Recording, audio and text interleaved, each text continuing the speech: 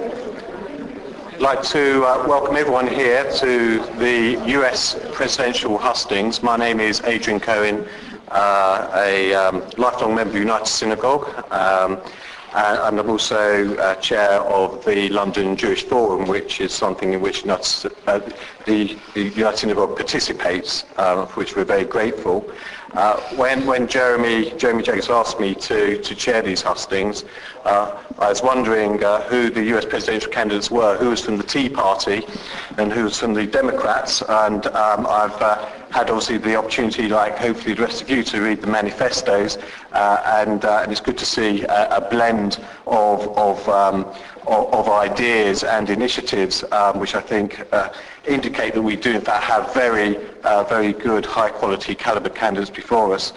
Both Steve and Peter have had stellar communal careers and have done amazing things for their local communities and for the United Synagogue as an organisation, as well as having extremely impressive professional careers as well. And I think it's a real tribute to them that they're putting themselves forward for election to high office within the United Synagogue, and we should be very grateful to have such high caliber candidates. Just to say a few things about this evening. The first thing to say is that this is going to be recorded and will appear on the US website. And also the Fourth Estate are present here this evening. So as well as appearing on the website, we may also read an account of this evening's proceedings in our Sunday morning newspapers. But all joking aside, if anyone's thinking of saying something that they'd rather not see in print or can be heard audibly on the US website, then it's best not to say it. This is a wholly open proceeding this evening. The other thing is people will be given obviously the opportunity to ask questions. That's the whole point of the evening.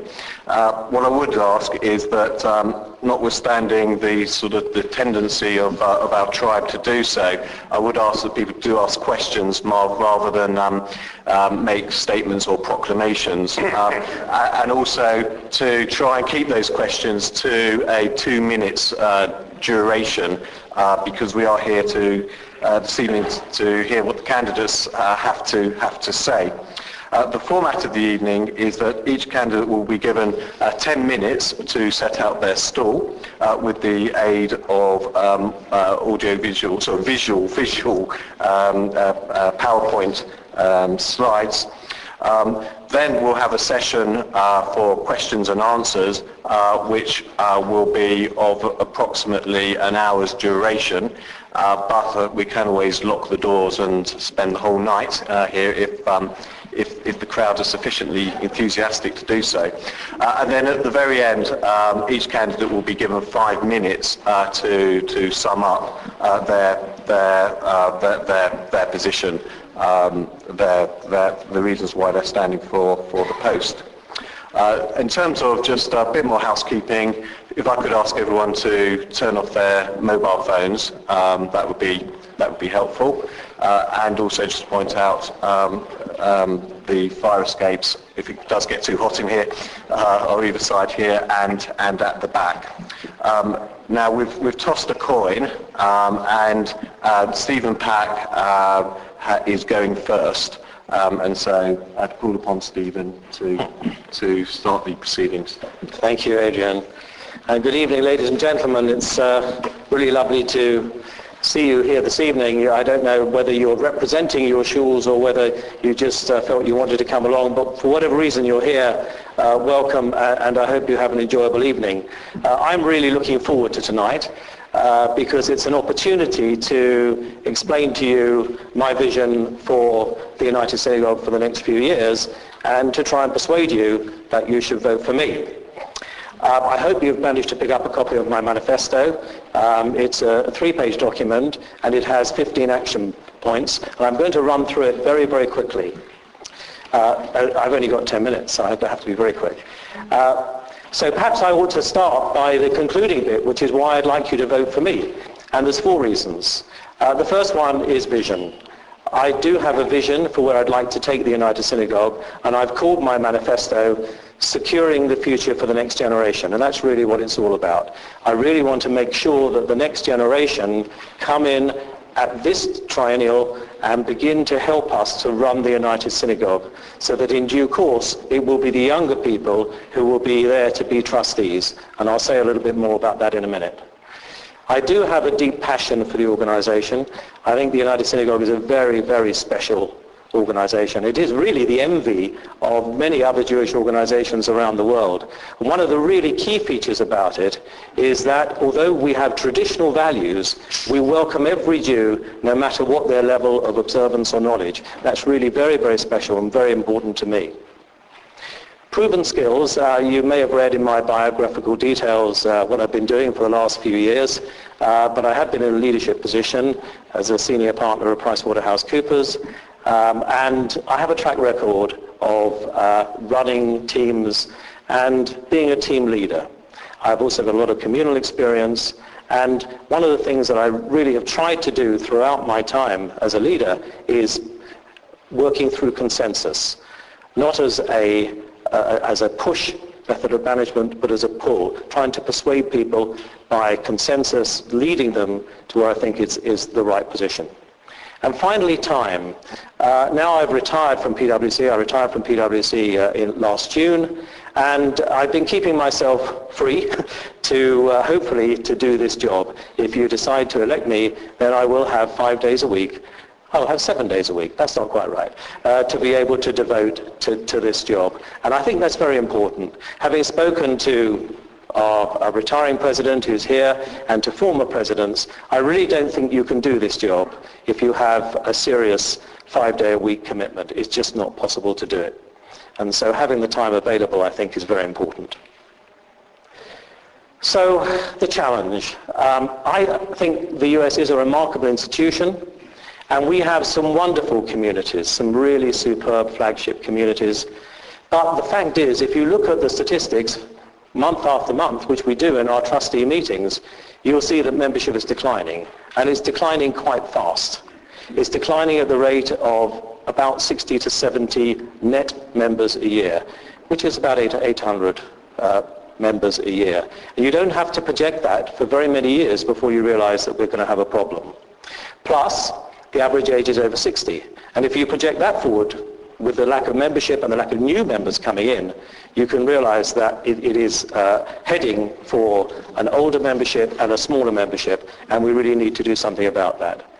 And I think one of the reasons why younger members aren't joining is it has limited appeal for the younger members or younger people who are not affiliated at the moment, who are not committed. It just isn't a trendy thing to do to join the United Synagogue if you're in your late 20s or 30s.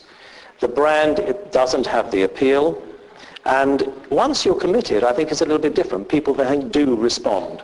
But at the stage when you're not committed, I think there is a problem, and we have to do something about our brand. And although there are really fantastic initiatives, and we have a wonderful team at the centre led by Jeremy Jacobs, so we have things like You and Us, we have Living, Learning and Caring, we have Tribe, but those initiatives are a well-kept secret.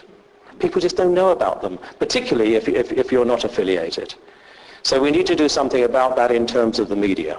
So, very quickly, I have an action plan which is focused on the needs of younger families, and I want to attract those who are not currently involved. Just a point in terms of the women representatives, as you know, we have 7 trustees. We also, this year, we're going to have 4 women representatives at the trustee table. So when I'm talking about trustees, I'm actually talking about the 11 of us in the sense that the 11 will all have the same sort of responsibilities. So, my action plan. The first 3 are all about involving younger members. And what I'd like to do is to make sure that each of those 11, the 7 and the 4, will appoint a young man and a young woman to work with them as a team. And I'd like that team to be able to work together to bring in much more influence from the younger folk. And we will have some meetings with us all there. And one of the things that we will do by having these new 11 ladies there will be to have much more female representation at these meetings, as well as, of course, the 4 at the trustee table. But I think by involving younger members, we'll have 3 really good benefits. The first one is what we'll be able to do is to have a bigger team to get more done. The second thing is we'll be able to benchmark the decisions we're taking against the younger members' views. Are we doing things that's likely to appeal to the younger membership? And the third thing is that in 3 years' time, I hope some of those younger members will be themselves putting themselves forward to be trustees. And I'm not suggesting for a minute that we want to transform, we want only people in their 30s to run the United Synagogue. That's not right. But what we don't have at the moment are people of that age having a significant influence. And so I want to get a balance of having the older and the younger people working together. The second point is establishing new communities. One of the things that I'm most proud of is helping to bring in Alet Sion. That was one of the initiatives that I worked on. And if you don't know, Alet Sion is a young, vibrant community full of very committed families based in Hendon. And these are people that probably would not have joined the United Synagogue if we hadn't actually managed to get them in. And there are a lot of other very, very good communities like that. And I think we can get in another, I don't know whether it would be 3 or more of these communities, which will increase the lifeblood of these young committed families and be very good for the whole organization. The third thing, I think, is more of a media point. We have to get the message across to why the United Synagogue is such a special organization, why people should want to join it, and to make sure they understand the benefits of joining it at a younger age. And I'm sure we can do that. Ian Myers is here today, I saw him a minute ago, who runs our media side. He's done a fantastic job on You and Us, and really, I think, has changed. If you're getting those messages every week, it's fantastic. But there are thousands of people that don't get it. And these are the people we have to try and attract. We have to get to the people who currently we are not touching, and there are thousands of them who are potential members. So those are the 3 points for the young, particularly for the younger folk. Very quickly, I'm going to run through the others. Autonomy for shuls to grow. I believe for a long time that we've been, suffocating is probably too strong a word, but we've been too controlling over the shuls that are very successful. So my view is this, that if a shul is keeping our traditional US Orthodox values, if they are not breaking the law, there are some quite difficult laws around now on health and safety and things, and they're not absorbing lots of money from the center, then I think we should leave them alone to do what they want to do, because their rabbi and their lay leaders will have a much better view of what needs to be done than I think the trustee is sitting in the center. So more autonomy for shuls, I think, is a real keynote of what I'd like to do. The 5th point is about the payover. There are a number of shuls where the payover is very high. I put in my manifesto, some shuls are approaching 25%. 2 chairmen came up to me, I haven't audited their numbers, but they say their payover is actually nearer 30%. And I just feel that's too high. And I think we need to have a rebalancing of that. What I'd like to do is to work with the treasurers. I know this is not going to be something, I'm not talking about something which I would do in isolation, but to work with the treasurers to find a way of rebalancing and to reduce the burden wherever it's possible to do so. The next one I'm really, really excited about. I think we have removed that link between the individual trustees and communities a bit too much. What I'd like to do is to have each of our 11, that I mentioned before, adopt communities so that they can be invited to their meetings, and they're not going to in any way impose themselves, but when they're invited, they'll come and attend board meetings, find out what's going on in their community, understand what the issues are, and be able to represent that when they get back to the trustee table. I'm also very keen to introduce some sort of feedback. I want a feedback mechanism so that we know how well the centre is doing. So the proposal is that we're going to have every 3 months, we will have a survey of the chairman of the shul, and the chairman can get views from other people if he or she he wishes. Sorry, I was moving ahead a little bit too fast there. We'll come back to that, I'm sure, in the questions. The chairman can get views on how's the centre doing, how is the finance department, how's the HR department, what's going on, what are the good things, the good initiatives that are doing. And what I've done is I've asked Jeff Hartnell, who is probably known to very many of you here, to help me with that. Jeff has been a trustee for 12 years, and so he isn't actually eligible to be a trustee for this particular triennial. But he is so great and so good for the community that I'm going to keep him involved, and he's been very supportive and is happy to work with me to be the person who's going to make sure we get the feedback on this survey on a regular basis, and to make sure that that liaison between the trustee body and the communities is working as it should do. So Jeff, I hope you're going to be there to do that. Mergers. If you read the Jewish News, you'll see that there is, this coming week, there will be, I think they call it an op-ed, which I've written. I think Peter's written one as well, so something else I suspect, which will be dealing particularly with mergers and closer cooperation. And I've set out there my views on what I think we can do with other communities which come under the auspices of the Chief Rabbi already, with other centrist Orthodox communities working with the Spanish and Portuguese and with the Federation, and indeed what we can do working right across the whole spectrum of Anglo Jewry. And I think there is so much more we can do on mergers and cooperation than we're doing at the moment. And I think that's a really exciting proposition.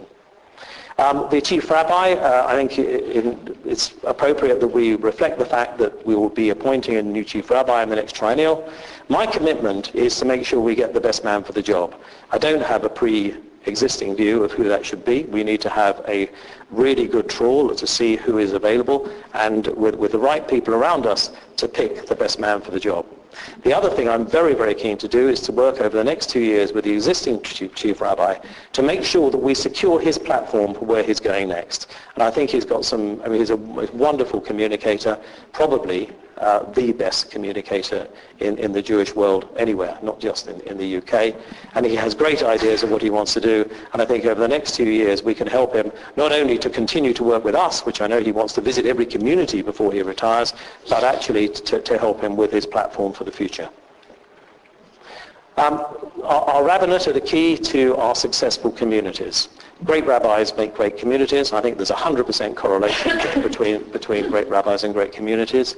I'm committed to help to develop our rabbinate. I sit on the what's called the Payir program at the moment, which is with Rabbi Ginsbury, where we're developing training and development needs for our rabbinate. And I'm also very committed to the intern program, which has brought forward a lot of wonderful new rabbis which have come from yeshiva to help us in our communities. In fact, in my own community, we have an example who's actually sitting here tonight, Rabbi Birnbaum, who was hoping to keep quiet, but I had to mention you because I mentioned the intern program, which is a really great way of developing new rabbis for the United Synagogue. Stephen, I'm going to have to ask you to... Be quick, right. Yeah. I'm going to be very quick. Very quick. I think the additional benefits to members, that's one very quick point, on kashrus. I think where we have United Synagogue members using United Synagogue facilities with United Synagogue caterers, London Beth Din caterers, we ought to have a benefit for members. We ought to do something about the fees that people charge to make it an incentive for those three things to happen. Final point. Right. I'm going to be very quick. You can read them there. Punch our weight with the Board of Deputies on education, sound financial management, and key performance indicators. Please read them in the manifesto. Those, I think, if you like, are the lesser important points, so I think I've actually covered the top ones at the beginning. And I'm going to save the rest for my closing remarks for the 5 minutes at the end. Thank you very much, Stephen.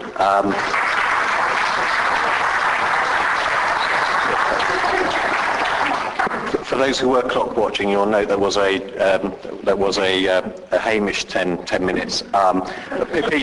Peter will have the benefits of the same amount of time. Thanks very much, Stephen. What was it? 15. Oh, that's impressive. Jeremy's giving me out.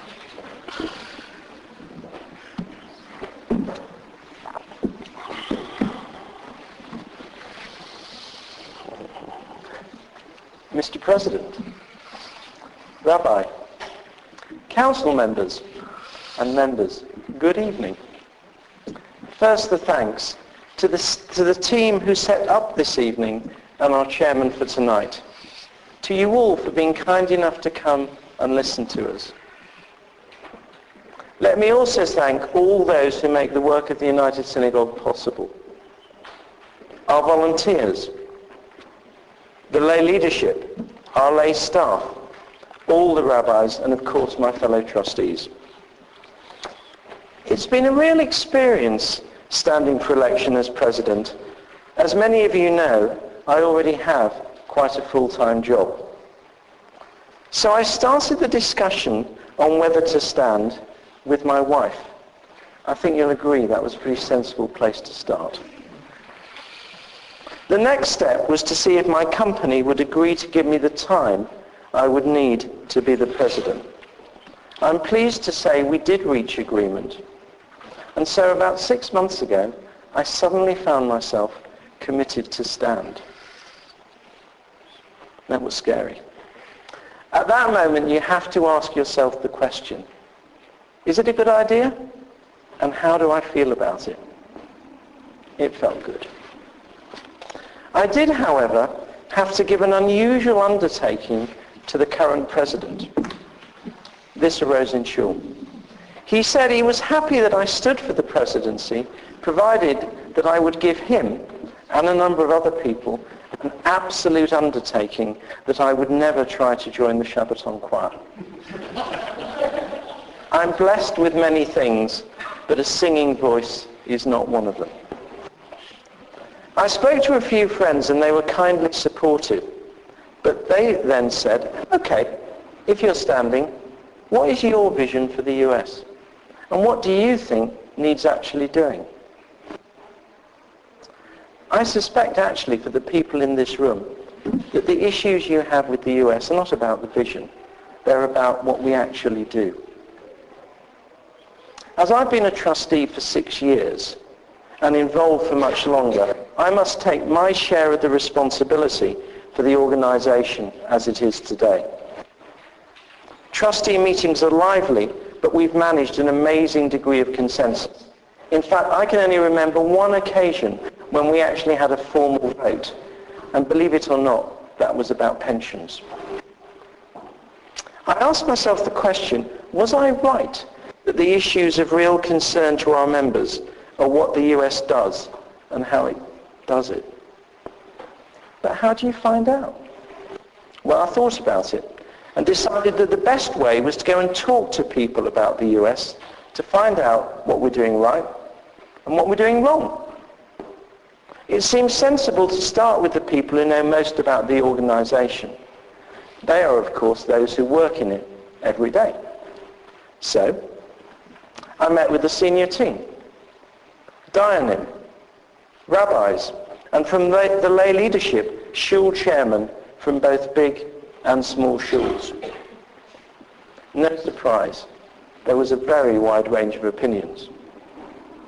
I listened to other organizations in Anglo Jewry that have to work with the US, such as CST, UJIA, and Jewish Care. I talked to other community leaders, youth leaders, and educators. I vividly remember a meeting where the US was described to me as a big jelly under pressure.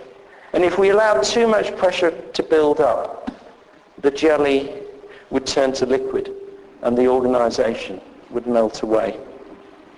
I thought about what it all meant and added my own beliefs from 6 years as a trustee and 6 years as a shul chairman. I wrote it all down as my manifesto. Now, I know that my manifesto is a little long. Some have told me 15 pages too long. But the manifesto is important to me because it lays down what I would like to achieve over the next 3 years. So what are my priorities? My first and overriding priority, not surprisingly, is around the membership.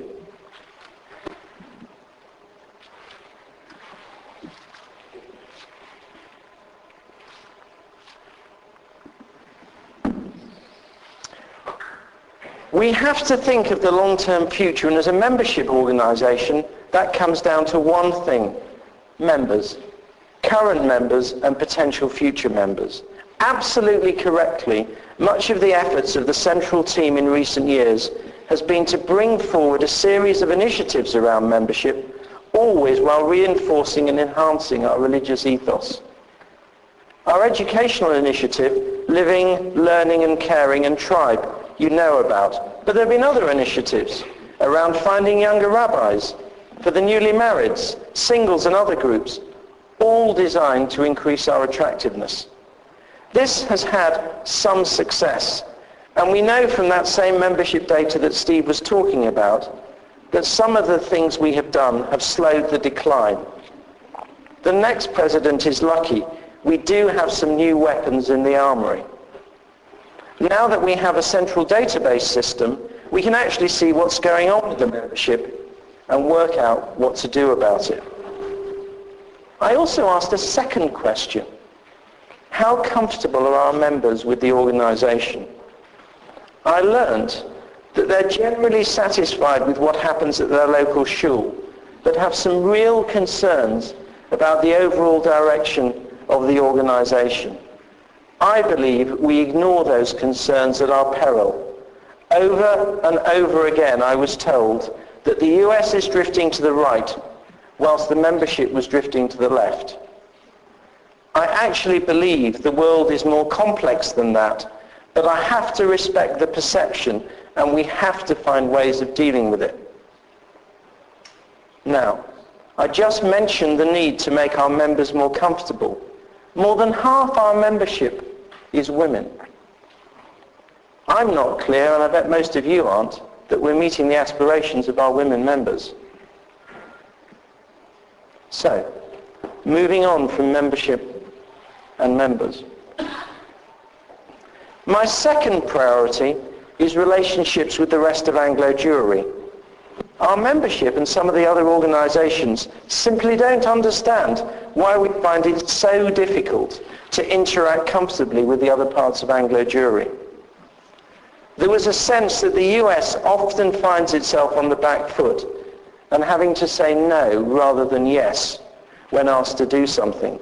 It's almost as if we could be mistaken for the organisation that likes to say no, which of course we aren't. Those who knew me as chairman of Golders Green know that my whole rationale was to try and find a way of saying yes, and at the very least, yes but. My third priority is around how we decide what we do as an organisation. First, we lack mechanisms to debate what we do and what our priorities should be. Part of the solution is council, and in particular getting more involvement in council of shul chairs and vice chairs, but we also need more direct discussion with the shuls on such matters as payover and fundraising. So how am I going to make things better? What do I offer? In both my professional and community life, I'm a problem solver. I work out how to change, to do things better. I'm confident that all those with whom I've worked within the US, whether on property projects, pensions, the bylaws or any other matter, will confirm this. This has been my contribution in Golders Green and around the trustee table. I very much hope that I'll be able to continue to work with these skills, but as president. I'll build on the work that Jeremy has started with our senior lay leadership. I'll rely on help from Jeff, who has unparalleled knowledge of our communities. He has kindly volunteered, despite stepping down as a trustee, as Steve said, due to term limits, to continue to work with us, for which we should all be extremely grateful. You've heard the priorities, so let me come back briefly to the vision. Actually, I think we did a pretty good job a few years ago when we picked the current vision of being a modern, united family of communities, connected to vibrant Jewish life and Torah values. I don't think many of you would disagree with that. What I want to do is make sure that what we actually do helps us fulfill the excellent vision we already have. Now, there are many other issues that I mentioned in the manifesto, such as appointing the next chief rabbi, Israel, legislation, affiliates, and others. But perhaps we should pick these up when we come to the questions. So in summary, I have 3 priorities: building membership and making the membership more comfortable with the organization, improving relationships with the rest of Anglo Jewry, involving the wider lay leadership in deciding what we do as an organization. I strongly believe in the power of the United Synagogue to be a force for good in our community. I take enormous pride in all that we do for our members and the community at large, particularly when you can see those involved excited and engaged. I recognize the challenge in the priorities that I've set. The United Synagogue is a great institution. My aim is simple: to make it even better. Thank you.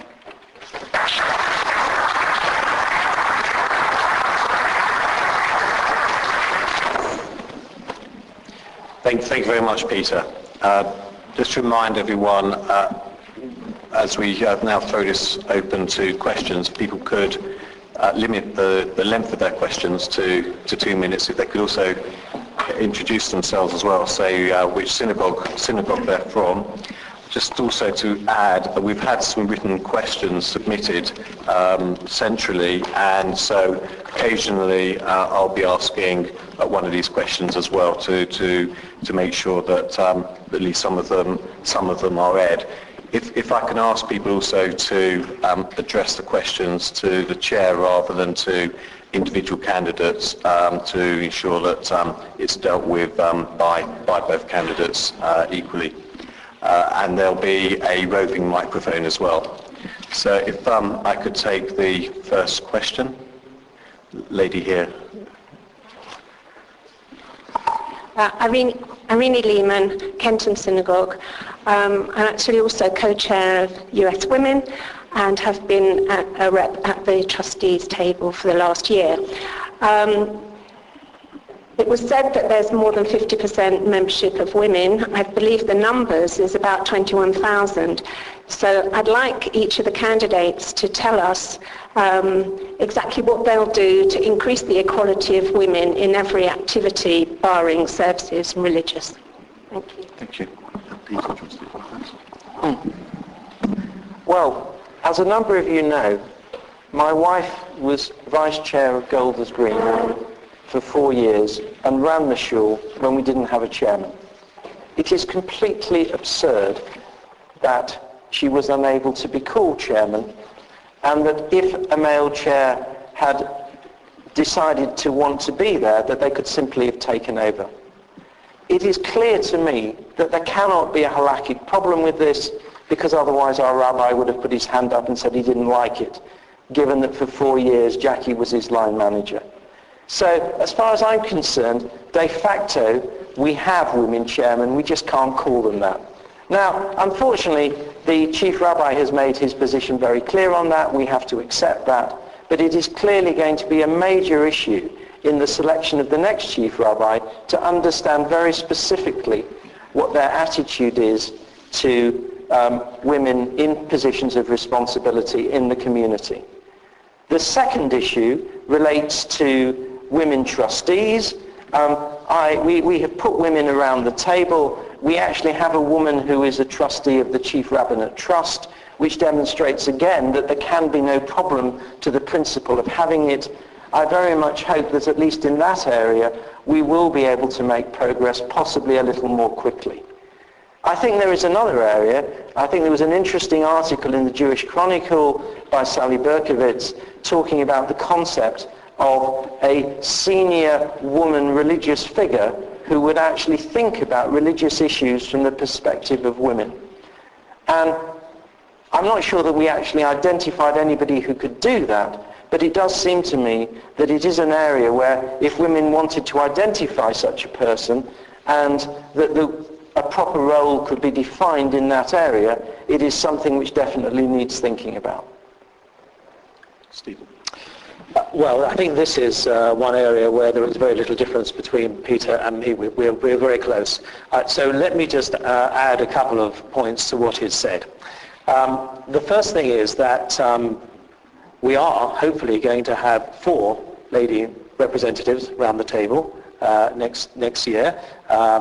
Because, as you know, in addition to an election for president, there is also an election for women representatives, and we will hope to have our 2 co-chairs of the US Women's Organization, plus 2 elected ladies. So I think that is great, because my experience of the last year or so, when we have had ladies round the table, is it's added so much to our discussion that has really been very, very valuable. And I have to say there is absolutely no difference in the way that they participate in the meetings, depending on whether they are women or men. It's been purely on the basis of when people have a point to make.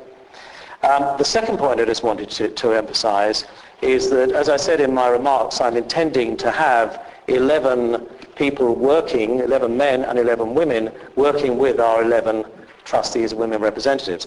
That in itself will add another 11 ladies to the voice of the US. The people running the US and taking the decisions for the US will be increased by another 11 young ladies. And I think that in itself will have a great impact. Just finally, the point that I know I've had this conversation with Irene and others, that the ladies themselves are now doing a really good job of actually pushing the door. And I think that's very important, because when they push the door, that's when our leaders, the chief rabbi, and it may well be the next one, and our dayanim, will have to respond to that pressure. And I know I've used this before, so apologies if you've heard it, but one of the things we heard from Martin Luther King when I was in Atlanta a few weeks ago was that freedom is never given by the oppressor, it has to be taken by the oppressed.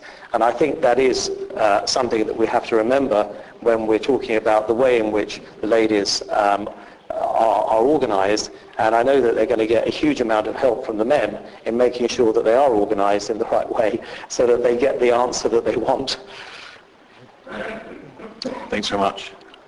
Gentleman here. We just wait for the microphone.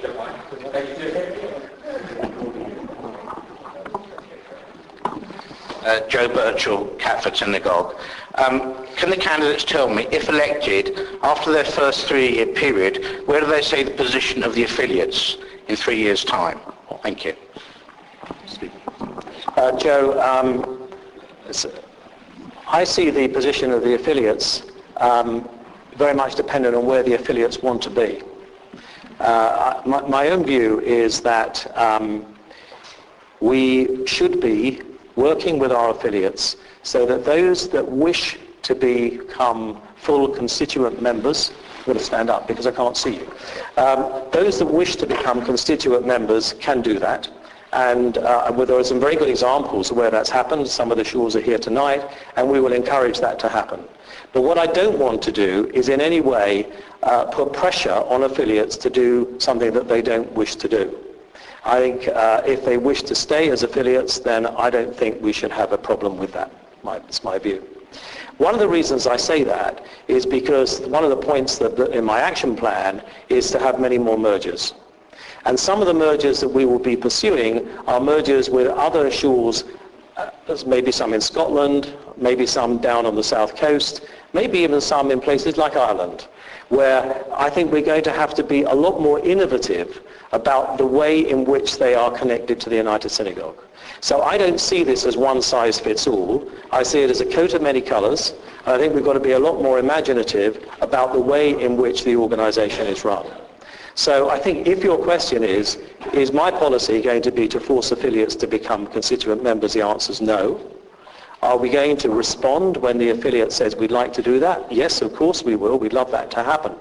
But I think that the affiliate scheme will be enhanced in the sense that there will hopefully be a lot of other shuls who are not currently part of the United Synagogue who will have very interesting ways of being associated with us. Peter.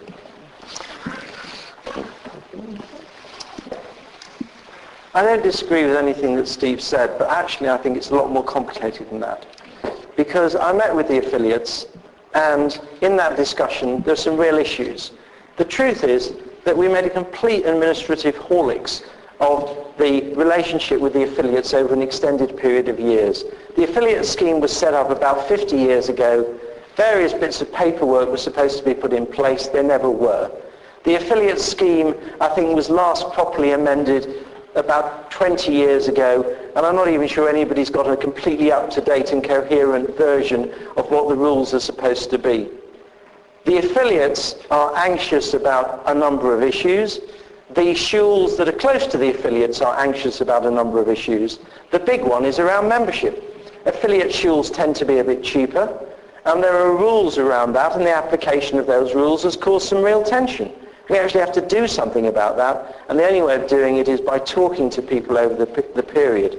Because the point was made to me very forcibly by a group of affiliates who came to see me, that they are getting older and older and older, and in 3 years' time they'll be 3 years older than they are now and have smaller membership and be less viable in a number of cases. And therefore, while I completely agree with Steve that there's absolutely no pressure from us to want to bring the affiliates in as full members unless they want to, the fact is there are some real issues which have to be dealt with between the centre and the affiliates over the next few years, both to regularise things that never have been and to deal with some issues where there is legitimate concern on both sides and can only be dealt with by conversation between the parties. Can I come back? Yeah, please do. With all due respect, I don't think you've answered the question. How do you see the position of the affiliates in 3 years' time? I suspect there will be a few who have joined, and most of them will be as they are now, but older. Okay, thanks. So, Steve, is there anything more to add? Let's move on. Okay. Thanks very much. Do you have another question, please? Gentleman here at the back. Barry Shaw, Borehamwood and Elstree Synagogue. A few weeks ago, Simon Hockhauser was visiting our community, and at a Sudah Shlishit we had an interesting debate about the ideology of the United Synagogue, in which he said, Simon, please correct me if I misrepresent what you said, that whilst he personally is modern Orthodox, and many of the members and indeed rabbis are modern Orthodox, he did not think that the United Synagogue per se stood for modern orthodoxy. Now, my reaction to that was that I'd spent my whole life thinking that that's exactly what the United Synagogue did stand for, and that he said that it doesn't have an ideology as such. It just welcomes, as has been mentioned tonight, Orthodox people regardless of their level of knowledge and observance. They may be modern Orthodox, they may be Lubavitch, they may be Sephardi and all sorts of other things. Now I felt that, I was quite surprised by that and felt that an organisation without an ideology, frankly, is nothing. And as you've been talking, both of you, about attracting younger members, it seems to me that what we should be shouting from the rooftops to attract younger members is a modern orthodoxy, a modern Orthodox ethos, and what modern Orthodoxy stands for is propounded chiefly by the chief rabbi, amongst others. So my question really to the candidates is, do you think the United Synagogue does have an ideology? Should it have an ideology? And if so, what is it? It's interesting because there are those who do say that an intrinsic part of Minhag Anglo is actually the ability to park around the corner on a Shabbos morning and to go to football after the match. And indeed, if one goes back in history, there were presidents of the United Synagogue who did travel between shuls on Yom Kippur to make their presence known. So the question is really, should we be promoting overtly an ideology, or are we detracting from a very sort of English quality to the US of a sort of a more sort of pragmatic approach to the way in which we do things? Peter. Thank you for that question. I think that we have to think about this in the context of the United Synagogue being a family of communities. And even in families, we don't have identical beliefs between all members. it is clear that there are communities who completely embrace a modern Orthodox view. I think Alexion might be regarded as such a community. And they're a group of very committed people. Many of them are going to make Aliyah in due course, and they would live that life. I think there are other communities that are completely different. And they are less orthodox, they are more traditional, their requirements from the organisation are completely different. One of the strengths that Simon has always really embraced about the organisation, one of the things that I think he found most attractive, one of the reasons that he was president, was because we were able as an organisation to cope with that diversity. And it may be a weakness at one level, but it's also a strength at another level. And I think that we have to recognise that if we embrace, to the exclusion of all else, a particular ideology which then excludes the majority of our membership, we are probably cutting our own throat. And therefore, I think having powerful modern Orthodox communities at the core of the United Synagogue is exactly what we should be. But we have to do it in a way that recognises we have a large number of traditional members who are looking for something slightly different. And we need to embrace both of those pieces if we wish to remain coherent as an organisation in the form we are now. It is quite conceivable that we could be a different sort of organisation, but there will be very significant consequences if we decide to do that. Stephen. I used the phrase a little while ago, Barry, that coat of many colours rather than one size fits all, and I think that is appropriate for this as well. But what I want to emphasise here is the difference between the public perception of the organisation and what goes on in individual shuls and individual minyanim. Where we relate to our shuls and our minyanim is where people go and daven. And they find somewhere where they're comfortable, and very often they participate, and that's really the connection they have. It might not even be with a shul, it might be in one particular minyan where they daven in a shul.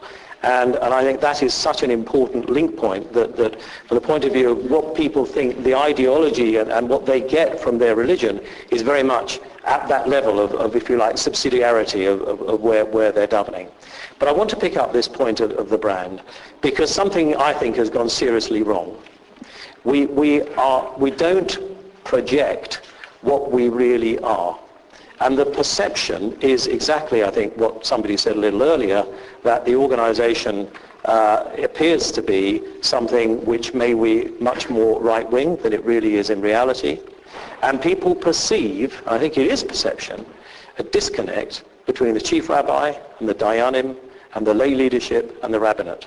They don't seem to be all talking from the same position. So it's very hard for us to say, what I said in my opening remarks, we actually want to brand ourselves as something which is attractive for young people to join. This is what I want to be, when we have that kind of external perception. And I think we have to do something about that. I think it's a PR job. I think it goes deeper than PR.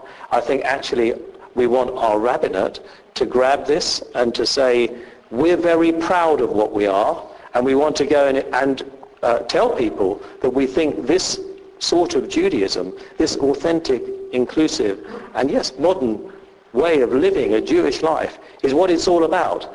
And be proud and stand up and say that. And if we get the branding right with that within our shuls, I think we will really solve this problem. Lady here.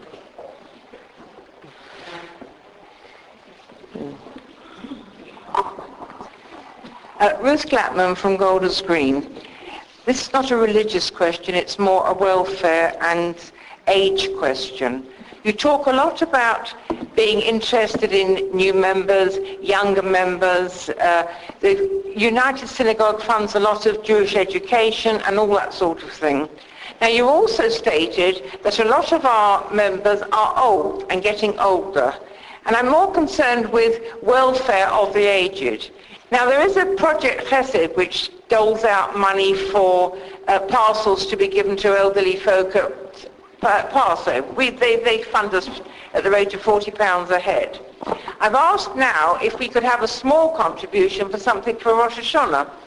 And because we in Golders Green gave out some parcels in Rosh Hashanah, and they were very, very much appreciated, and they didn't cost much, about £10 a head. We sent out about 40 or 50 of them. But the answer came back, we don't have the funding for that sort of thing. And I wondered if either of the candidates would feel that maybe a little bit of the funding, a little bit of the budget could be transferred so that something is available for the old people that have given their years of membership and service, and not only for the young. Thank you. Well, as you know, the Chesed program, part of living, learning and caring, so the three legs of the way in which the organisation is now run under Jeremy. The caring program has an excellent Chesed program. It goes really quite deep, and some schools really have embraced this and do a fantastic amount. I think your particular question, I see absolutely no reason why we shouldn't be able to do something for older members at Rosh Hashanah. I think we would be asking Jeremy to look at that with his team to see whether it's something we can do. If it's something where there is general demand to respond to that, I think we should certainly do that. What I would say to you is that Chesed program didn't exist a few years ago. It is new, and it's being run extremely well. And I think there are a lot of really good things that we can build on it. So I understand that you have a particular request, and I think we should respond to that. And I will ask Jeremy if he can think about that. But I think what I'd ask you to just to make sure that I don't know how much has come into Golders Green in terms of the various things that the Chesed program is doing, but they have some wonderful initiatives, and I'm sure that Candice and her team would be very happy to spend time in Golders Green to make sure that they are all being rolled out there. Peter.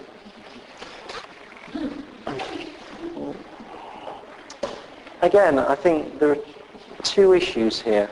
There's the issue of the question around whether we should provide things, and the answer, of course, is if we can, we should. But there's a much deeper question, which is where we allocate our resources to. Because the fact is that our membership is actually an old membership. Steve gave us the statistics of the average age of the membership. And in recent years, for good reasons to do with getting in new members, we've been allocating resources disproportionately towards the young. When I've gone around and talked to people, quite a few people have expressed real anxiety to me about the balance of funding in the organisation as a whole between Tribe on the one hand and other sorts of provision that we could be making. Now, I'm not saying that what we're doing now is right, or I'm not saying what we're doing now is wrong, but that is exactly the sort of thing that I meant that we should be engaging with the communities from the centre to actually have a mature discussion about. Because there isn't a right answer to this sort of question. But given the nature of our community, given the needs of the different parts of our community, we have to engage in that sort of debate. Because unfortunately, resources are limited and we have to make difficult choices. But what I'm concerned about is at the moment, we're doing what we're doing because it's a little bit what we have done. Okay, there is a degree of change. But we need to step back, and this is one of those moments where we can step back and say, are we actually allocating our resources to the right places? Because if we're not, then we can make change. But if we don't engage in the debate, all that will happen is we'll go on doing the easy thing, which is what we were doing yesterday, tomorrow.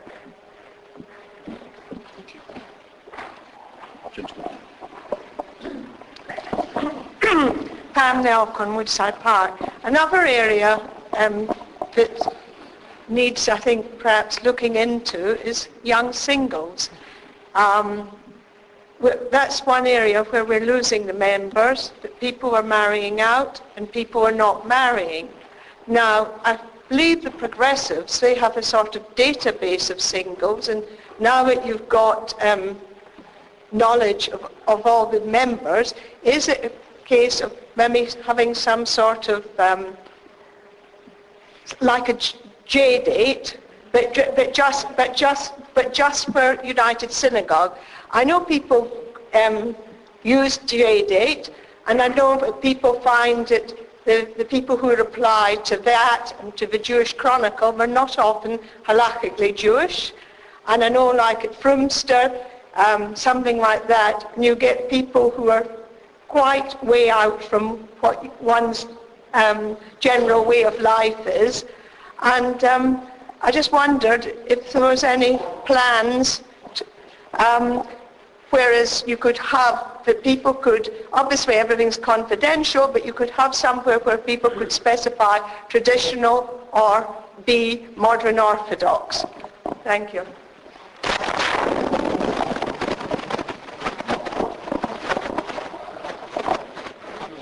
Well, without spectacular drum roll, I think this is, again, a proper and serious issue, because if you actually analyse the membership, after women, the single biggest group we then have is around singles. We have a lot of widows, we have some widowers, we have unmarried people, we have divorced people. Actually, it is a group that we just don't talk about most of the time. And again, it comes into my category of things where we allocate resources. Because what we know is that we are a very capable organisation. And when we decide to attack a problem, we can do all sorts of things. You made a very good suggestion. I think there are one or two practical problems of implementation around discrimination legislation and stuff we'd have to think around very carefully. But the underlying reality is that if we decide that singles is an issue, we've got the resources, we've got the manpower, we've got the energy and ideas to do something about it. The question is where we spend our resources. Because what we can't do is a little bit of everything, because we end up doing nothing. And as I said, we have some really difficult choices to make. I fear that singles is one of the least, at the moment, resourced areas of the United Synagogue. And we've discussed it around the trustee table. We've identified the issue, and it's something that we are actively thinking about. And I think it's a very serious and important issue. Pam, I don't actually think this is a resource issue, Peter. I think it's a focus. It's all about saying, recognizing that this is an important constituent of the United Synagogue, and we need to put some focus on it. And you mentioned in your question young singles, and I'd say to you, if you can imagine, we'd have 22 young people around helping us run the United Synagogue if I get elected. I think a lot of those will be singles, and I think quite a lot of the initiatives they suggest will be, let's do something about this, whether it be a database, whether it be organized events, or whatever it might be. Because most of these actually don't take a lot of resources, and most of them probably will pay for themselves. I think we just have to focus on the issue. And I would love to have these 22 young people working with me to say, we think this is important, let's solve the problem. Gentleman there.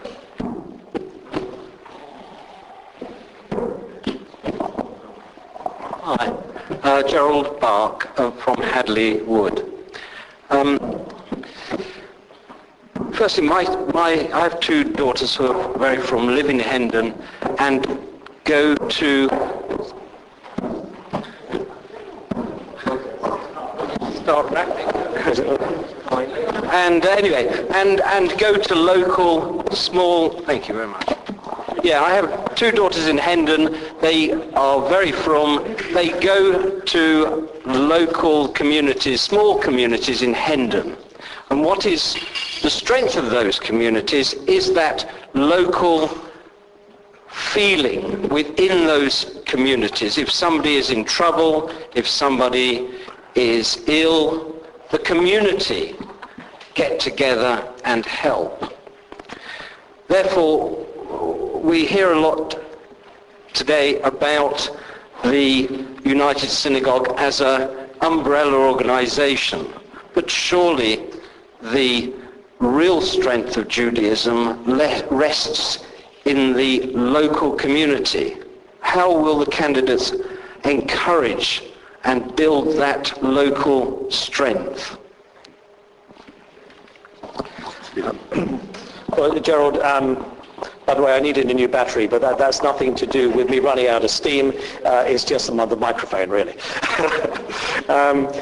Gerald, I think this relates very well to the Chesed question that we were talking about before.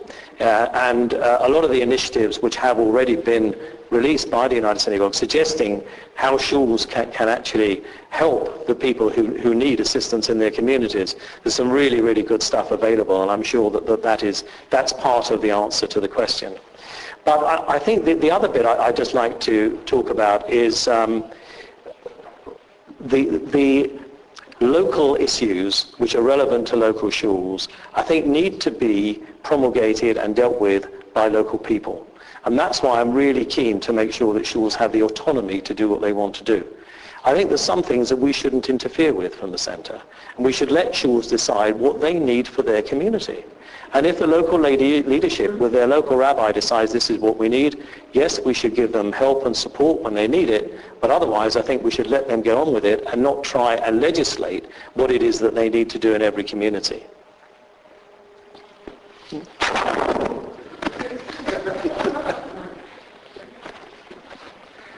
I like to think it's static electricity and I'm generating it. I don't quite agree with Steve about this, because if you've got an established local community, yeah, then what he said makes absolutely perfect sense. But it doesn't quite explain how new minyanim and new communities get created. Because the reality is they often need a bit of help. And I think that one of the most extraordinary things about the United Synagogue was the vision that those who set the organization up had, that as communities died, the resources of those communities, the property assets, would be released and diverted to new communities as our community moved around London. And the extraordinary thing is, 100 and whatever years later, the United Synagogue is still doing that. We sold the shul in Hackney and are putting the money into new communities on the outer reaches, Blonsbury, Aletzion, the one that Steve helped bring in. So I think that it is very, very important to distinguish between a local community that's well established where, yeah, everything has to happen locally, and that's absolutely right, and small groups who are just about getting the numbers of people they need to create a wonderful new small community, where I think we have a very legitimate role in actually helping make sure that actually happens. And that, after all, is what the United Synagogue has been doing for more than 150 years. It is a wonderful, wonderful thing that the organization was set up to do, and the fact that we're still doing it. I'll just ask a quick supplemental question to the two candidates. Should the United Synagogue be encouraging the sort of growth of smaller minyanim and more Stiebel-type communities, and sort of diversifying from what sometimes people call cathedral synagogues, the big flagship synagogues? Is that sort of too prescriptive? Is this something that really the centre should have a more laissez-faire approach to? I am absolutely clear, based on my experiences in Golders Green, that more minyanim is better. It isn't always very comfortable. When I became chairman in Golders Green, we had a little bit of a local dispute.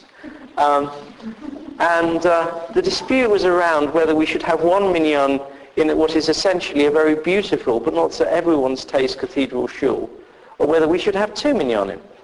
And at the end of time, my view was we shouldn't have one minyanim, because those people who like davening in the shul, why should we take it away from them? If we could possibly not, we should definitely allow that to take place.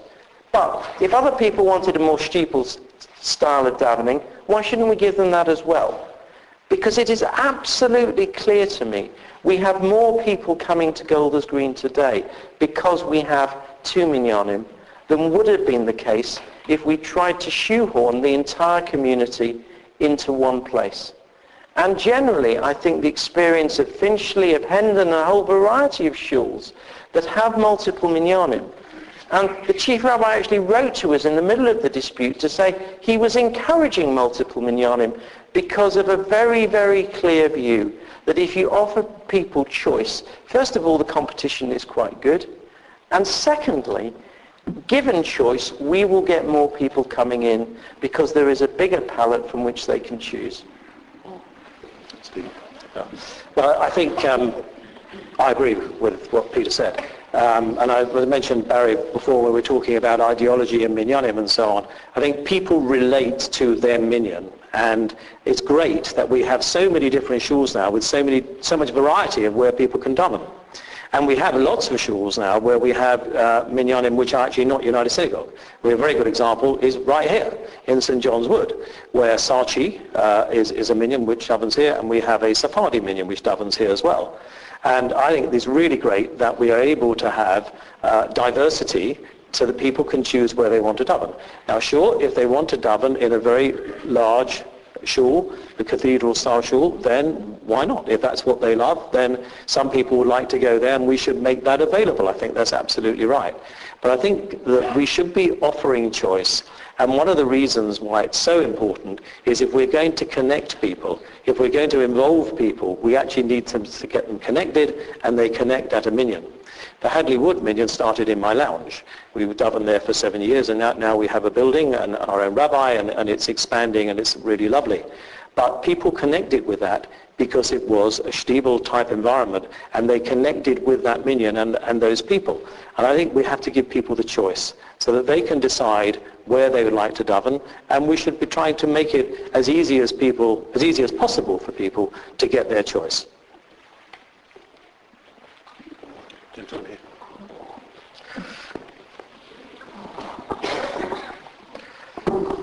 Jeffrey Gruder Radlett.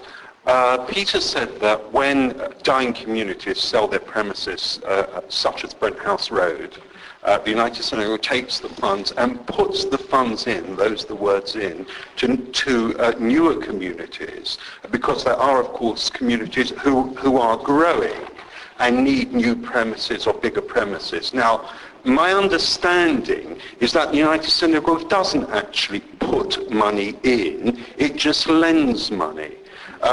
Do either of the candidates envisage a situation where a growing synagogue needs new premises, that situation being that the United Synagogue will actually not just lend money, but actually give some money to the community to assist them to grow? This is a very complicated one, and I think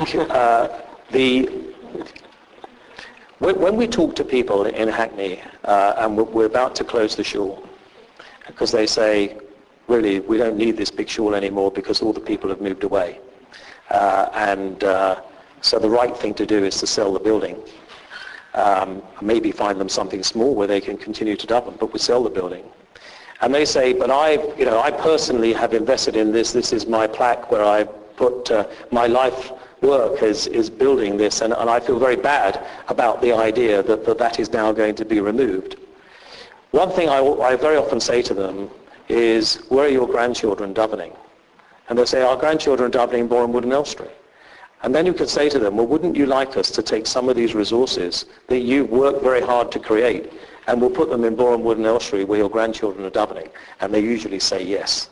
So that's the recycling bit. Now, wouldn't it be great if we could just take that money and give it to those shuls? And I think one of the issues that we have is that there are a lot of shuls that are very successful and want to have a lot of money to expand their shuls. And so the model that the treasurers have used up until now has been a model of matched funding, which is to say that if the local shul can raise X, then the United Synagogue will provide the same amount, X, but on a basis that is repaid over some number of years. It can be quite a long number of years, and there are various different interest rates that are attached to it, which are for negotiation with the treasurers. Stephen's keeping his head down there very firmly in case I say the wrong thing. One of the problems is that if we were to make those gifts, we would very quickly, over that 25-year period, run out of money and get back to the days when we had negative reserves, and we had NatWest Bank talking about putting receivers into the organization because there wasn't enough money. We're not in that situation now. We're in actually a very good, sound financial situation, which is fantastic. And a lot of that is due to the gentleman sitting at the back there, who's Peter Sheldon, who for 6 years transformed the finances of the United Synagogue, then built on by Simon over the last 6 years. Having said that, if you read my manifesto, as you may have done, you will see there's a reference to this in there.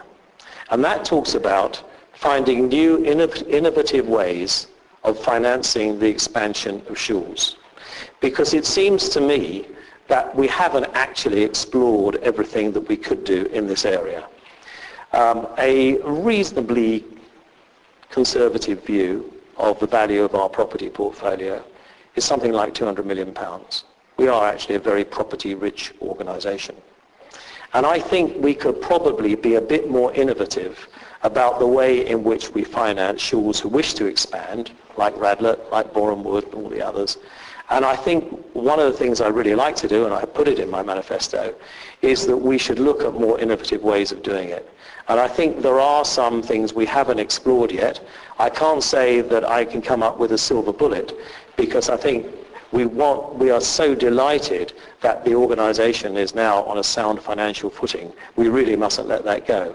But I think we can come up with new ways of doing it, and I think with some imaginative thoughts, I think we might be able to do a little bit better than we have up until now in terms of helping schools to finance their expansion. Stephen, I know a few bankers that could offer you a collateralised syndicated CDO. That's the sort of thing that we might be looking at. But I want to, sorry, Peter, just before, I do want to say that our treasurers are not, they're actually intelligent people, and they have been thinking about this for a while. So I don't want to give the impression that you know, we're just missing something very obvious here. I don't think we are. But I think, you know, focus on this problem is appropriate, and I'm very optimistic we might come up with some new ways of looking at the problem.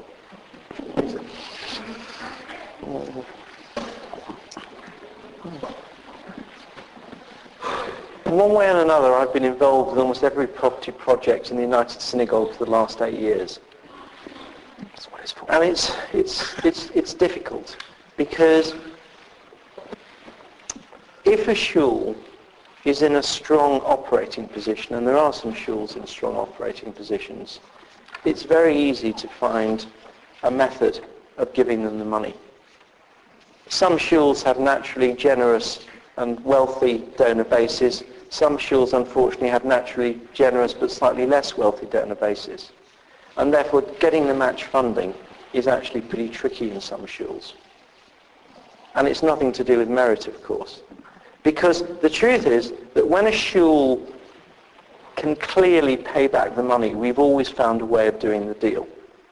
When a shul has had difficulty in keeping its operating costs, as it were, under control, it's always been very difficult in reality to do a deal. I know that from personal experience in Golders Green, and I know that from having been involved in a whole variety of communities over the period.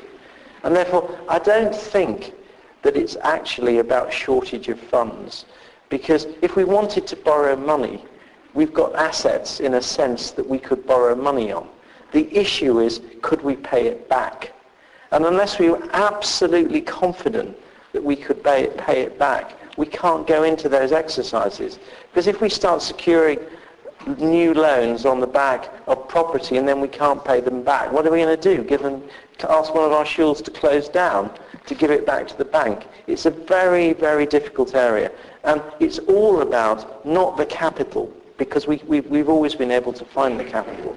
It's about the confidence in the operating side of the shuls, and taking our shuls in aggregate, the fact that many of our shuls run very close to break even, or despite Stephen Fenton's best efforts, some of them even have the temerity to move into loss for periods of time.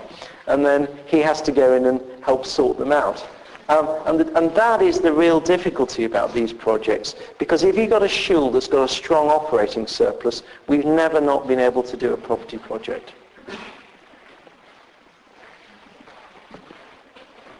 Lady here.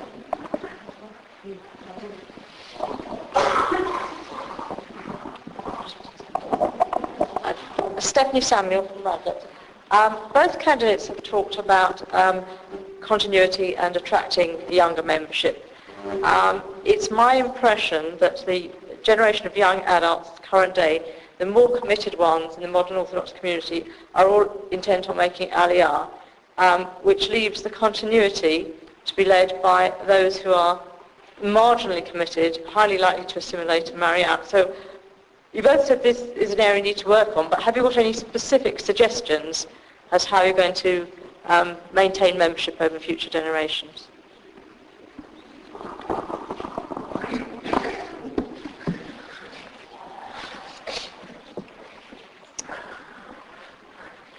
Another easy question. First of all, I don't think they all are going to make Aliyah. Some of them will, and some of them won't. I think that having communities, and I'm sorry to use it as an example again, but I think it's a good example, but having communities like Alexion is very important. But of course, they're not the only community in Hendon, as has been pointed out, because Nair as well is a very important community of young people. The question is why they aren't a member of the United Synagogue. Because actually, the only way that we are going to do what you said is to make sure that where there are minyanim or synagogues of younger people, and where there is a synagogue where the average age is not 60 but is much lower than that, and there is a very, very large number of young people associated therewith. And of course we do have young people in other synagogues. I was talking to the chairman of Mill Hill yesterday, and he was saying, because we were talking about the JFS case, that they've got 200 kids that they have to continually monitor for the purpose of schools admissions. So it isn't right to say we don't have any young people in our synagogues, but where there are synagogues which are younger, we have to make sure that we find ways of bringing them in and encouraging them as part of the organisation, because young people are very social.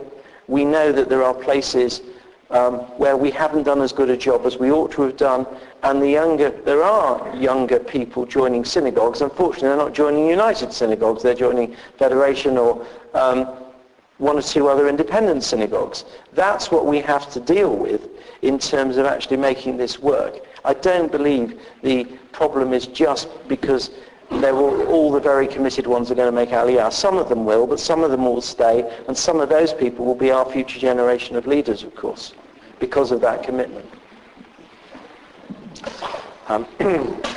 Well, you've touched here on just the centre point of my manifesto, which is securing the future for the next generation.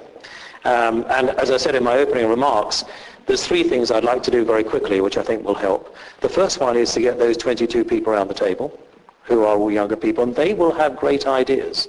And one of the problems we have is if we're not actually a part of that generation, we might not think of all the things that they think make sense to them. So having those 22 people helping us with our deliberations is the first thing. Second thing is more communities like Alexion. There are other communities that exist, and I think with a little bit of imagination we might actually create or help to create a few new communities like Alexion in different parts of London where we can welcome those in as well. And so I think those are the first two. The third thing is this issue of brand. And I think we are at the moment putting off a lot of people who might come and join us because they are maybe slightly less committed, maybe slightly more to the left, and they feel that we're not for them. And the reality is we are for them. And I think if we get the brand right and we promulgate it correctly, then I think we will actually help a lot.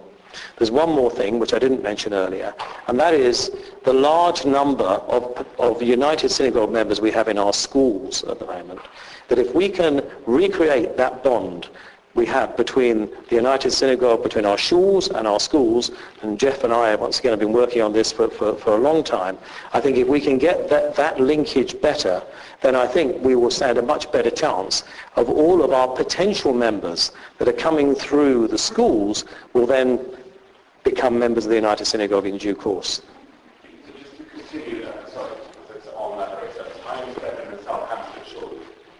I've heard this a couple of times. I come from a community in Scandinavia, very similar issues. And the question is, what is the innovation that you're proposing to drive over the next few years that's going to attract people to become a member of this brand?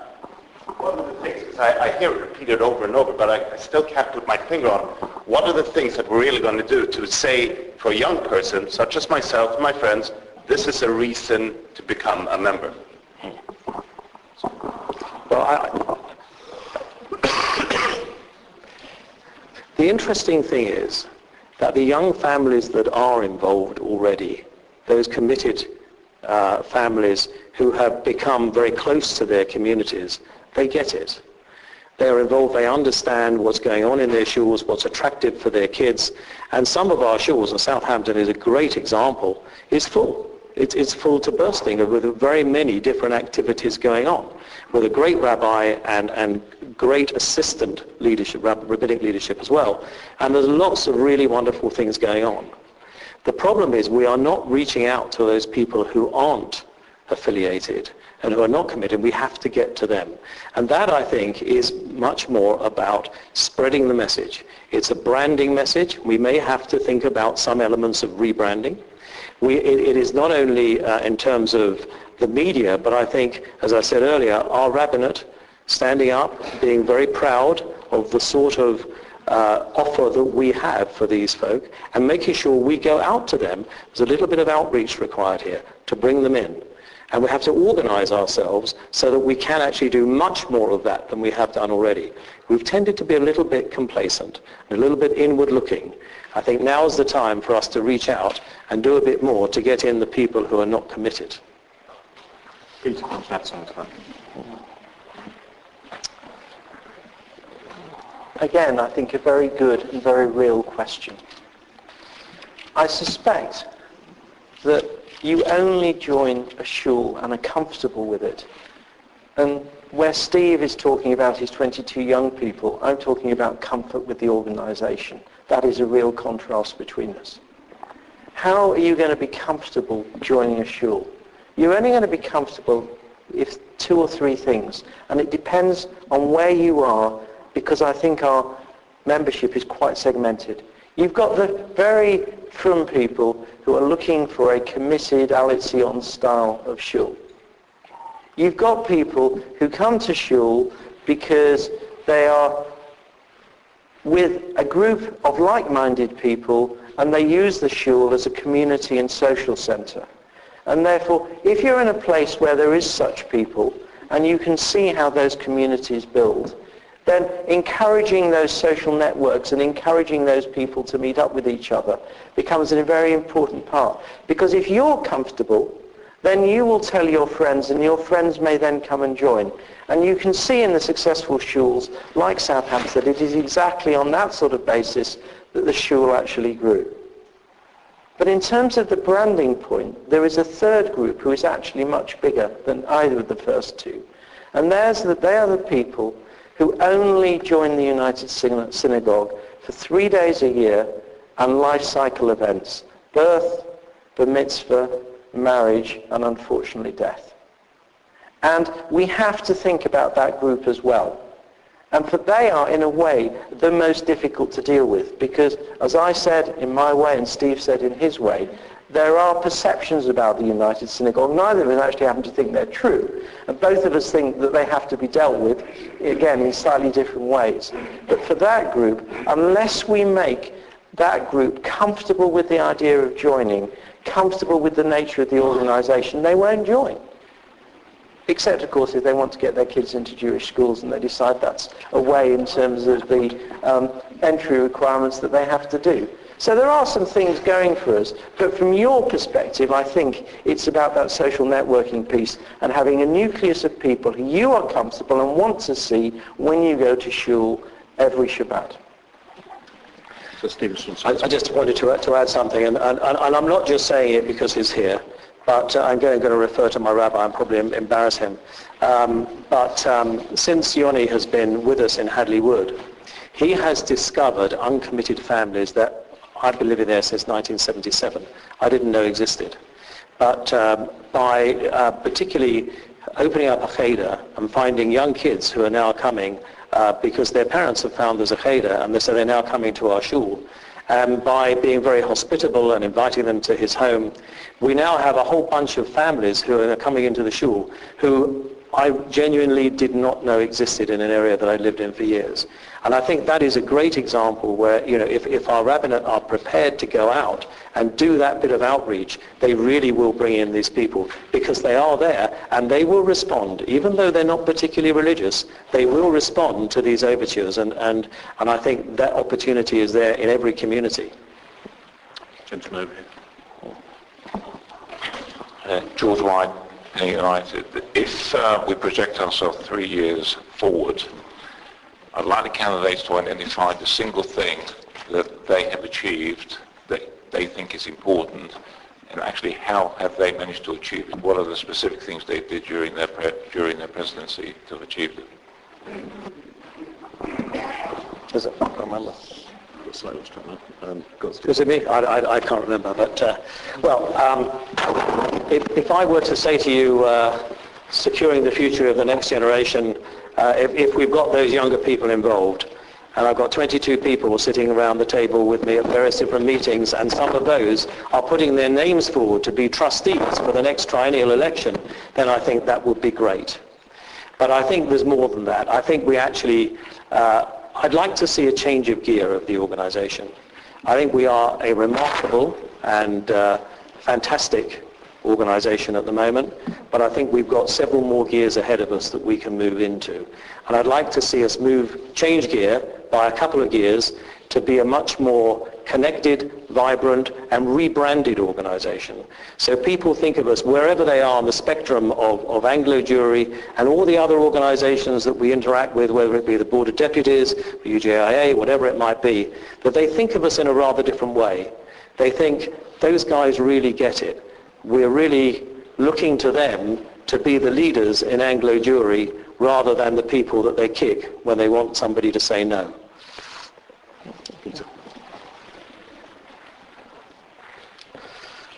I'm going to come back to my word of the evening, comfort.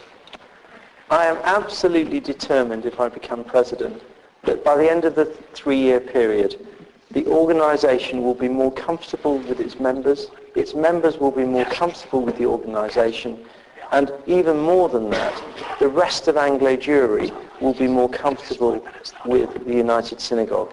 Because we talked a bit about this, but this is one issue which hasn't really come out so far.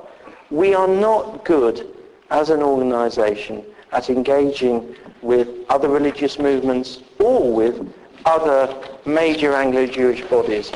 Now, part of that is because, quite rightly, Jeremy has flexed the muscles of the organisation a bit since he's come in as chief executive. For a long period, the United Synagogue was a little bit supine, and to a certain extent, we were walked over a little bit.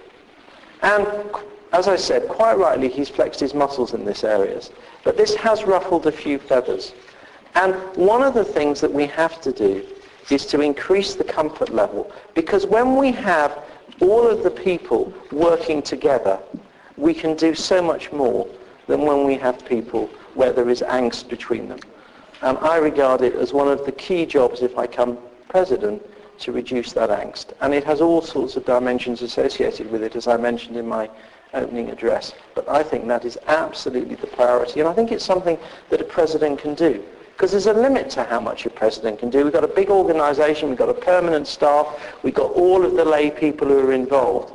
The idea that the president can make all sorts of things happen is actually not right. What the president can do is influence the executive and influence relationships to increase that comfort factor. And that, I think, is a reasonable and practical objective for me for the 3-year period. Thank you, Peter. I have a question here for the two candidates. There are some very big challenges. There's some very big challenges facing the Jewish community as a whole at the moment. We have challenges to Shechita, possibly to Brit Milah, and also we know that there are great challenges to the legitimacy of Israel, and in particular the campaign to boycott Israel and to promote a divestment and sanctions program against Israel. To what extent should the President of the United Synagogue devote his time to dealing with these issues, and to what extent should the United Synagogue devote its resources to dealing with these issues, and how in making that judgment, are they to work with other communal organisations that may also have these as priorities for themselves? Do you want me to go? Yeah. I think this is actually a really simple question. We have 35,000 or so members. We are most of these other organisations. We have a majority of the members of the Board of Deputies. We have large numbers of people who work in almost every other single Jewish organisation in the land. We are them. That's why the United Synagogue is so powerful. And therefore, the president doesn't need to be a political person or a lobbyist. We've got other paths. We've got too many of them. We've got the JLC, we've got the Board of Deputies, we've got, those of us who were at the dinner last night. There's lots and lots of people. One of the big problems in the community was the number of different people who were lobbying government. You go and talk to Henry Grunwald about his experiences of being president of the Board of Deputy, and his frustration was he'd go in to see ministers and find 3 other people he didn't know about had gone in before him. That is not our problem. Our problem is being coordinated and organised. And we are a charity. Charities are not allowed to be political and to maintain their charitable status. It is the job of the President of the United Synagogue to respect the membership and the wishes of the membership on key areas like Israel, and do everything that we can within our mandate to support those other bodies, and if they want us to do stuff for us, to do stuff in areas that we can. But let's remember, we are Anglo-Jewry. We are Anglo-Jewry. We should not forget that. Well, the question was, should we be spending our time and resources on these issues like Brit Milah and Israel and Shechita and so on? And the answer is yes, of course, because our members care deeply about them.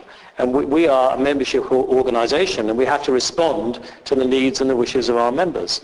And I think that we do need to make sure, I've used the phrase in my manifesto, to punch our weight with the Board of Deputies and indeed the JLC and other bodies that are important in this area. I think we've actually got to make sure that we are prepared to have a voice, to express that voice, and sometimes I think we've been a little bit shy about how forcibly we've done that. So I do think it's time for us to really make sure that we punch our weight with these other organisations, and I think our membership care very deeply about Israel and about Shechita and Brit Milah and these other issues, and we've got to respond to that as an executive. We're going to try and aim to finish at about 9 o'clock, so I'm going to take two more questions and then we'll lead to the summation. So gentlemen are very, very far back of the hall. Peter Sheldon, Life member. I think I'm a Life member, I'm not sure. Yeah, you are. Yes, Peter, you are. Can I go away from the organisation and come to the personalities and ask the very simple question, could each of the candidates tell us what the qualities of a president of the United Synagogue need to be to get the job done, the jobs we've both spoken about this evening? Well, that's an easy one. And as Peter, who was, of course, president for 6 years, he's going to know whether I get it right. Peter, it seems to me that the key quality that the president should have is to be a team leader. You've got to be able to operate as a team and make sure that your team runs with you and you can get things done which individuals can't do. If I'm allowed just to tell a very short story of the yeshiva that challenged Harvard to a boat race. And there's a few nods, a few people have heard it in the room. But what happened was that they heard a rumor that the Harvard guys were going very, very fast. And no matter how much the yeshiva guys practiced, they couldn't get their time down. So they had sent a spy. So they sent this little chap from the yeshiva to go across to see what Harvard were doing. And he said, when he came back, he said, I've got the answer. I have their secret. They have 8 guys rowing and only 1 guy shouting. I think that's a really great example of what this is all about. We have to have all the guys rowing, preferably nobody shouting, everybody working as a team. And so I think a consensual management style, not a micromanager, not somebody who is a dictator, not somebody who tells people what to do, but to be able to bring people along with them. That's how you get stuff done. So I think the key issue is being a team leader to get this great team that we have around us, both in terms of the trustees and indeed the professionals that we have, to get them all operating as a team to deliver what we need to do.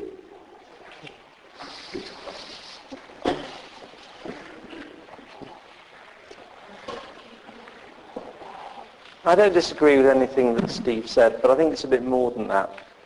I think leadership actually encompasses a couple of other things. I think you have to have broad shoulders, because part of your job is to protect the organisation. When things go wrong, you have to stand up there and take responsibility. You have to provide shelter for people. You have to make sure that they can do their jobs. And you do that by taking some of the pain, and there is pain associated with communal activity, on it yourself. You learn that being chairman of a shul. Steve and I are both, I'm sure, have both experienced that. And that capacity to take on that degree of responsibility for other people and for what is going on is an absolutely critical area. The second thing, of course, you have to do, as Peter and his wife explained to me very carefully, is prepared to go to an endless series of dinners and other functions, because I do remember the day that he stopped being president, that a list was produced of the number of functions that he had gone to over the 6-year period, and it really was quite extraordinary. I think, as well as I said, as what Steve said, those are the sort of things you have to do to be president of the United Synagogue. Final questions, lady. Thank you at the front. Let's wait for the microphone.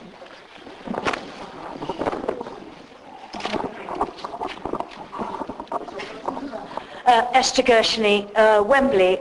I feel rather reluctant because Peter's question was such an obviously good last question, but mine is this.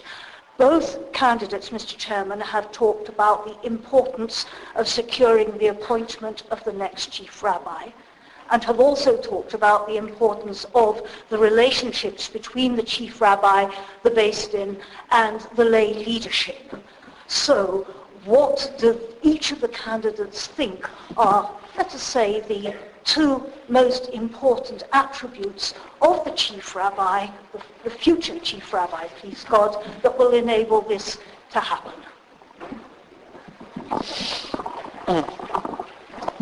Well, as you may know, we've just gone through a major consultation exercise which was organised by the Chief Rabbinate Trust, which Peter Sheldon chairs.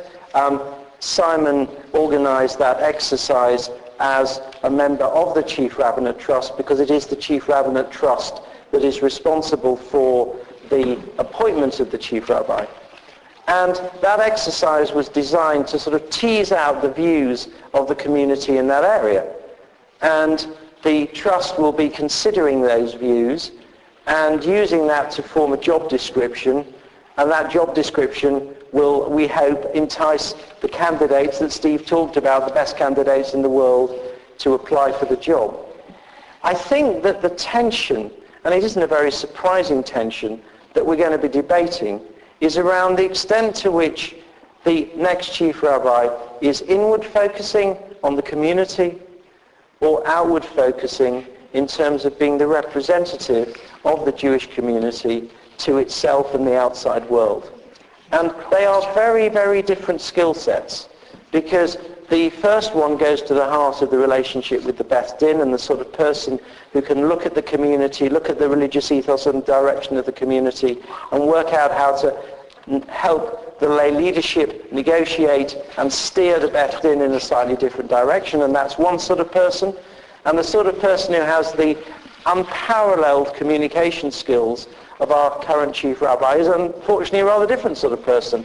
We can hope that we find someone who is equally balanced in both places, but it's unlikely. And therefore the key task, I think, for the Chief Rabbinate Trust and the selection committee, however we design it, is going to be to work out how to balance in the end how the candidate fits along those two axes. And then we'll have to decide what we think is most important to the community at the time.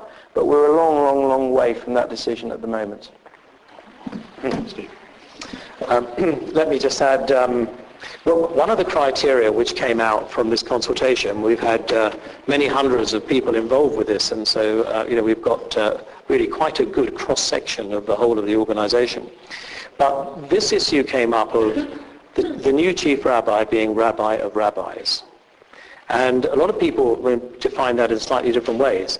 But I think what it seems to mean, most people think it means, is that the new chief rabbi should have a somewhat different relationship with the rabbinate than the existing chief rabbi has. And I'm not criticizing the existing chief in any way. I think he is the most wonderful spokesman, the most wonderful leader for Anglo Jewry. But what seems to come up is that the relationship between the new chief rabbi and our rabbis should be somewhat closer. And it should be a relationship whereby, although they don't necessarily go to him as their mentor or their line manager or whatever it is, but the relationship is one where there is much better connectivity, and might go back to the issue that I raised before of this apparent disparity between the chief and the dayanim and the rabbinate and the lay leadership. So I think that issue, trying to make sure that we can make sure that we project something which appears to be a common ethos, is something which will be really important in the selection of the new chief. And as part of that, that role of rabbi of rabbis, I think, will be absolutely crucial to getting that right. Thank you very much, Steve. We're now going to, I'm sorry, I know people do have additional questions, but I'm trying to balance the interests of the hall as a whole. So I think we're going to move now to the summations by the candidates.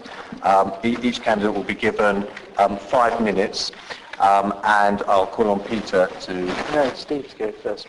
I'm sorry. No. Because you went first, so I was going to go last at the end. No, we said we'd reverse it. Yes, you went first at the beginning. So I go last at the end.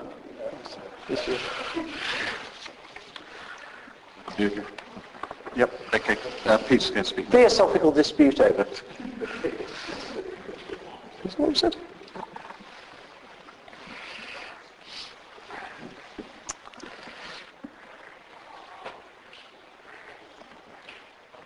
I would ask you very simply to remember my priorities. Membership, relationships with the rest of Anglo Jewry, and involving the communities, particularly the Shul chairman, in the debate on what we actually do. It is absolutely fundamental. We are a membership organisation. If you go to any membership organisation on earth, and they would envy us, the idea of members who pay the sort of monies that we pay to be part of shuls, it would blow the mind of most of the membership organisations that exist out there. And they would tell you the most important thing you do is you retain your existing membership. You look after your existing membership. You make sure your existing membership is comfortable. I know from the people I've talked to, that although our membership is in general comfortable with the shuls, they're not particularly comfortable with the organisation as the whole, and we've adduced in the question and answers some of the issues around that. We have to make sure that over the next 3 years we do stuff to make the membership more comfortable, because when we analyse that membership data that Steve's talked about, the thing that we have to stop is people leaving. It doesn't do us any good when somebody leaves us to go to one of the other movements to the left or right. It really doesn't do us any good at all. We need to understand why that happens. We need to make sure that we are giving our members what they want so that that simply doesn't occur. The youth and new membership is very important. We put in Tribe as a membership scheme. It is actually working very well. Again, if you look at the membership numbers, the Tribe community members are coming through. So it is happening, and it is absolutely critical. So priority number one, getting membership right. Priority number two, relationships with the rest of Anglo Jewry. As I said, I've been to talk to all the organisations. I think I know what we have to do to make things better. They are all us anyway. We will be better given all the challenges that have been adduced. We live in a very uncomfortable world. The UK is becoming ever more secular. We have real threats to our way of life. We have a regulatory tsunami coming down the pike around discrimination legislation which can challenge almost everything that we do. If we are not united as a community, we will not be able to deal with that. It is absolutely critical that we are. And as I said, as we are the backbone of Anglo Jewry, as it's our members that run most of Anglo Jewry, for heaven's sake, we must be able to organise ourselves to make sure that our members are comfortable with us, we are comfortable with other organisations. And my final point is, various comments have been made tonight, very sensibly, about provision for the elderly, provision for singles. That's all about internal priorities. At the moment, we haven't debated internal priorities for a very long time. We have to do that. We have to do that with the Schule chairman. Jeremy engages and has engaged more than any chief executive that I've seen with those Schule chairmen. We need to bring that together in some sort of forum, part of which, as I said, is going to be council, to make sure we have debates to decide whether what we're doing is what actually the membership wants us to do. Now, I'm just going to finish off with something a little bit different. I thought, after all, we are a religious organisation, and I couldn't resist the temptation to finish the evening with a little bit of midrash.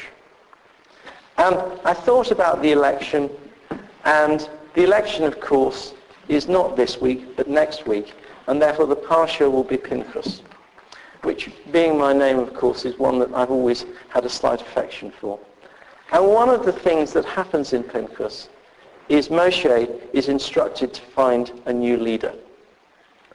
And very specific instructions are given about the characteristics of what a leader is. And in the Parsha, as Rashi interprets it, it is absolutely clear is that a leader is someone who is fundamentally sensitive to and thoughtful about the needs of the person that they are going to lead. And that is what I'd like to leave you with.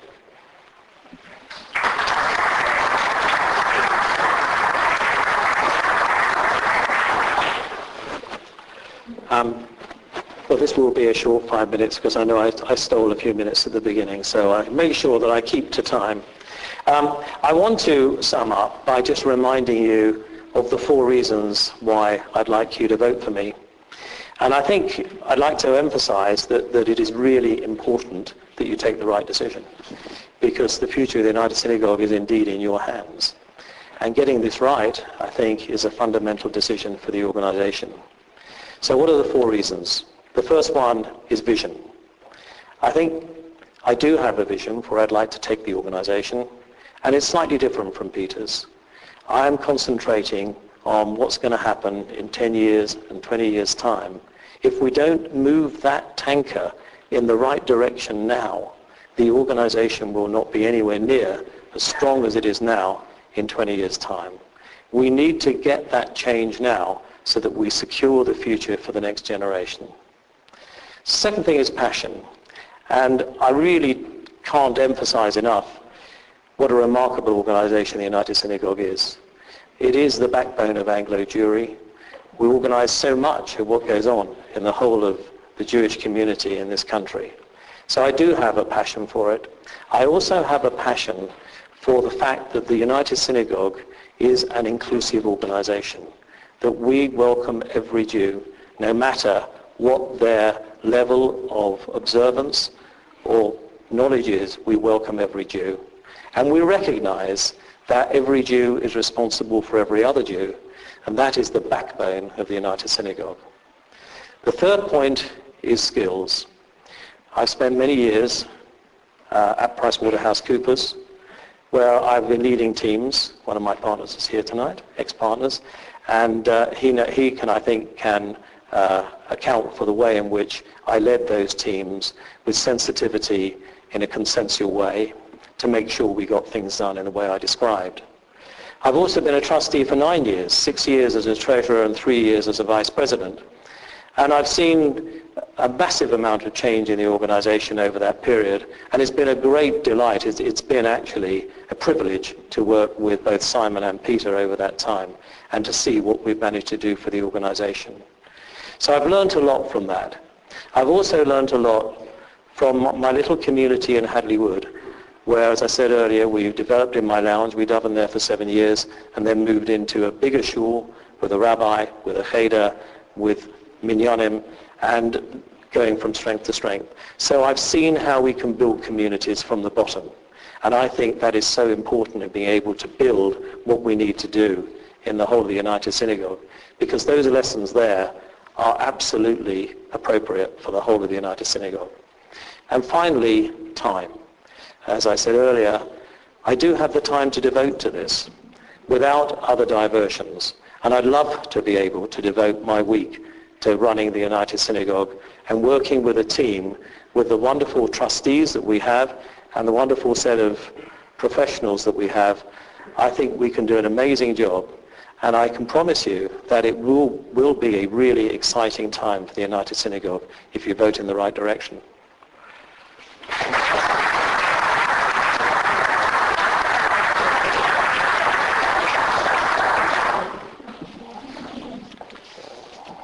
It's now a great pleasure that our existing president, Simon Hochhauser, highly esteemed president, he's come to say a few words.